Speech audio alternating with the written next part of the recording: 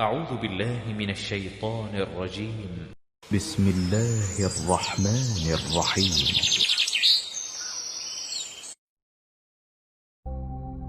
الله تعالی فرمایي آیا دغه خلکو نه دي لیدلي چې هماغه الله ده چې چاته یې خوښه شي رزق یې پراخوي او چاته چې یې خوښه شي تنګوي. په یقیني ډول په دې کې د هغه خلکو لپاره ډېرې نښې دي کومو خلکو چې ایمان راوړی. نو ای مؤمنانو خپلوانو ته د هغو حق ورکړئ، مسکینانو او مسافرو ته د هغو حق ورکړئ. دا کړنلار د هغه خلکو لپاره ډېره غوره ده کوم خلک چې د الله تعالی رضا غواړي او هم دوی بریا موندونکي دي. او کوم سود چې تاسې ورکوئ چې د خلکو په مالونو کې د ګډولو سره زیات شي خو د الله تعالی په وړاندې هغه نه زیاتیږي، او کوم زکات چې تاسې د الله تعالی د رضا دپاره ورکوئ په حقیقت کې همغه زکات ورکوونکي خپل مال زیاتونکي دي.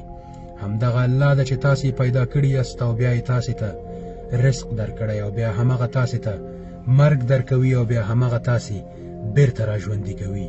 آیا ستاسې لخوا په جوړو شوو شریکانو کې داسې کوم یو شته چې د دغه کړنو څخه یوه کړنه ترسره کړي؟ هغه د شریکانو څخه پاک دی او شان یې ډېر لوړ دی.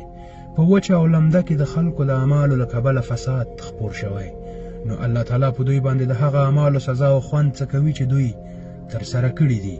په ځمکه کې خپاره شئ، وګرځئ او وګورئ چې د مخکینیو قومونو عاقبت څنګه و. له هغو څخه یې ډېر زیات مشرکین ول.